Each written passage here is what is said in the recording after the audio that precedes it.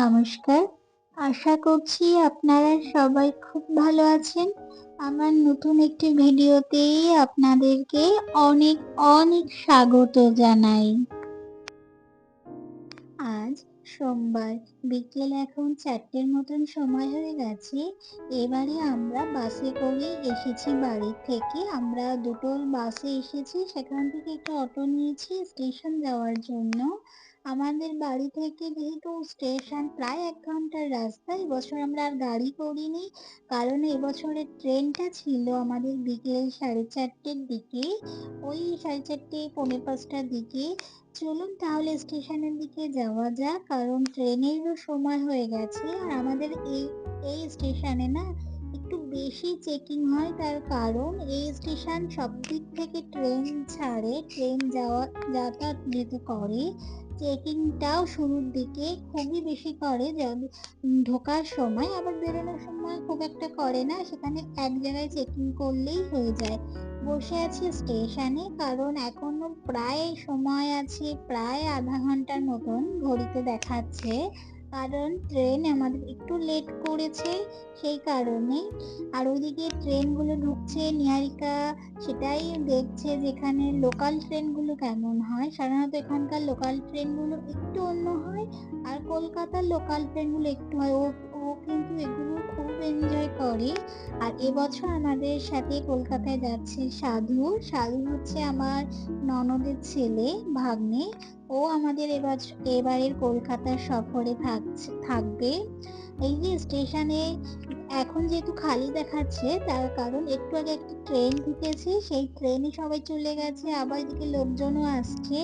Train যখন ঢোকার সময় হবে না, আমাদের ওই দূরের দিকে আর একটু যেতে হবে, তার কারণ আমাদের যেখানে সিট নাম্বার সেটা একটু ওই দিকেই পড়েছে, তাই আমরা এখানে ছাওয়াতে একটু বসে আছি। নিহারিকা নিয়ে নিয়েছে একটি লস্যি, তার সাথে একটু সিঙ্গারাও এনেছি, কারণ সেই দুপুরবেলা খেয়ে তো বেরিয়েছি, একটু খিদেও পেয়ে গেছে, তাই নিয়েছি সিঙ্গারা। স্টেশনের খাবার যদিও বা খাই না, এখানকার সিঙ্গারা দেখলাম একটু ভালোই লেগেছে মোটামুটি। চলে এসেছি আজকে আমাদের বাহন।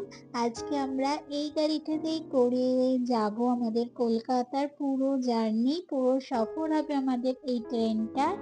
চলুন, উঠে বসেছি নিজেদের সিটে, নিজেদের সিট খুঁজে নিয়ে ব্যাগপত্র ঠিকঠাক ভাবে রেখে বসে গেছি আমাদের সিটে। আর নিহারিকা 2 হাতে মেহেন্দি পড়েছে। ও না মেহেন্দি পরতে খুব ভালো লাগে, কিন্তু যেহেতু স্কুল থাকে, স্কুলে পড়তে পারে না, যেহেতু ওর এবার বেশ 12-13 দিনের ছুটি পেয়ে গেছে, সে কারণে একটু মেহেন্দি পরে নিয়েছে। চলুন, আমাদের গাড়িও তাহলে আজকে রওনা দিল তার গতিতে। তার পাহাড় পর্বত নদী নালার মাঝখান থেকে আমাদের ট্রেনটি আজকে যাবে। আমরা দুর্গা দুর্গা বলে বেরিয়ে পড়ি, আর ট্রেনও যাচ্ছে। আর এদিকে আমরা একটু বসে বাইরে, যেহেতু আজকে খুব একটা রোদ নেই, বাইরেটা দেখতেও ভীষণ ভালো লাগছে। এবারে আমাদের সিটও ভালো পড়েছে, সিট আমরা এবার নিজেরাই বেছে নিয়েছি। যে যার কারণে আমরা 2 মাস আগে টিকিট করার কারণ, যাতে আমরা সিটটাও একটু ভালো পাই।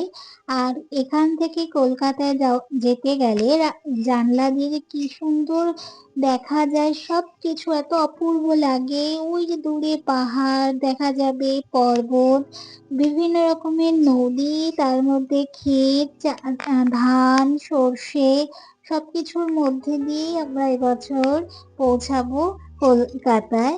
চলুন তাহলে ট্রেনের গতিতে চলতে থাকুক, আর আপনাদের সাথেও আমি দেখাতে পারবো। ওই যে দূরে দেখা যাচ্ছে কি সুন্দর ঘাসে ঘিরে আছে, তাই না? পুরো জঙ্গল এরিয়া এটায়। আবারও এরপরে ঢুকবো জঙ্গল এরিয়া।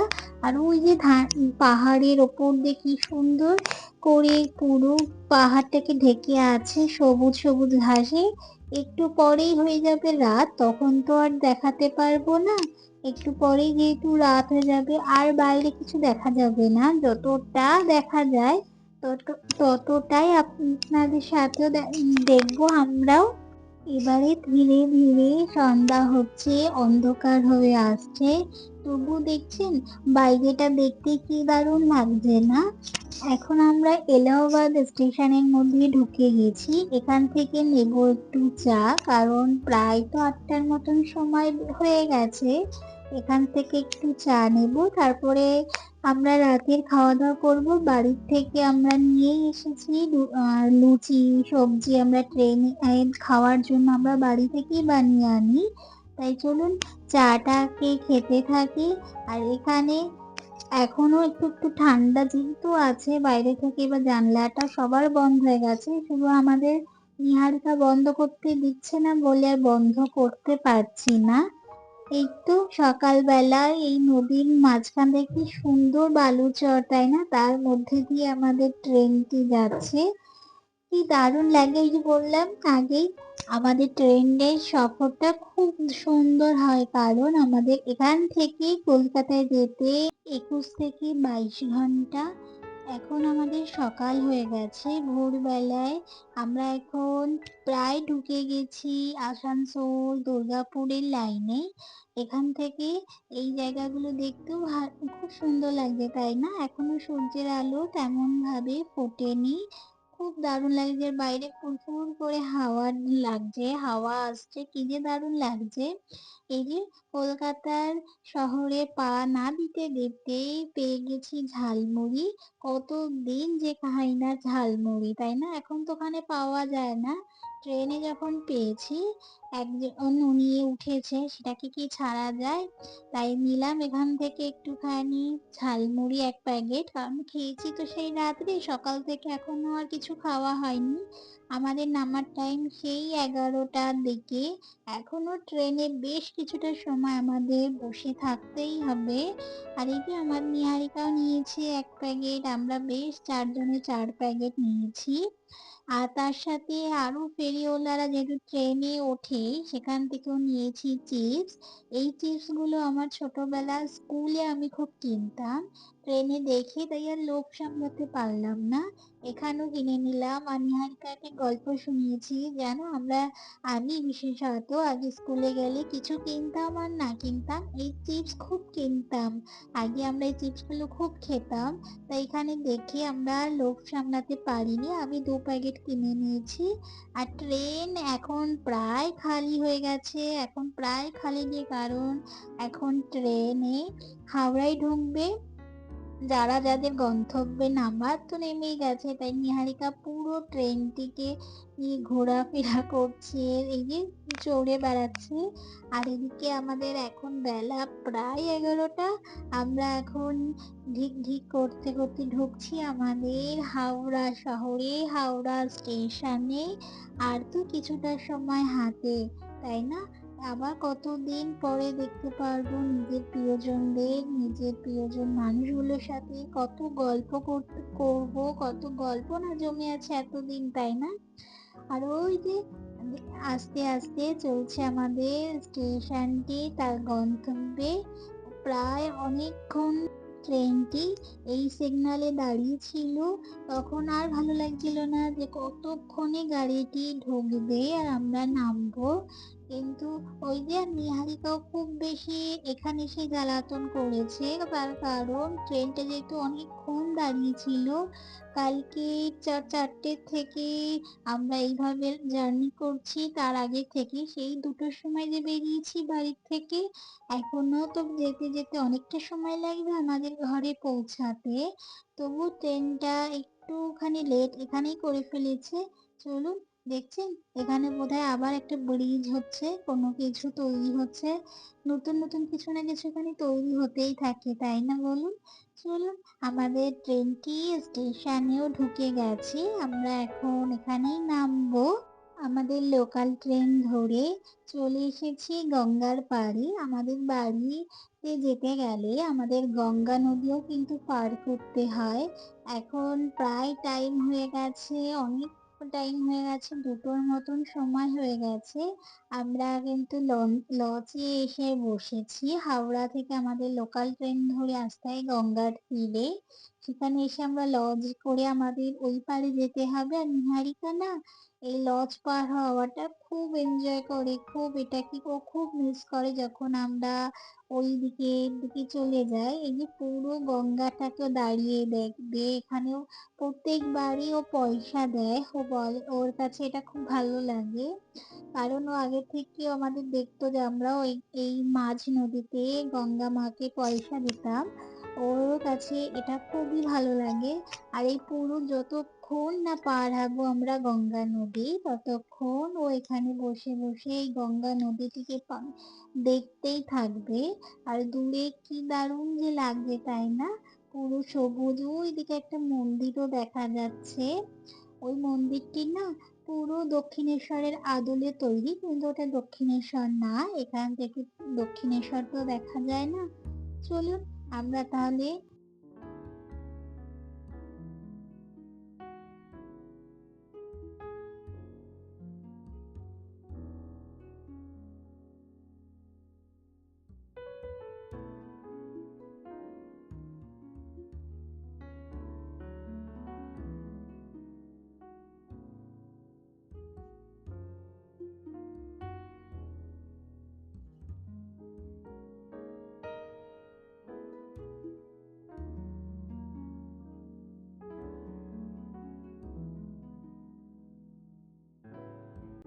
নদী পার হয়ে নিয়েছে একটি অটো।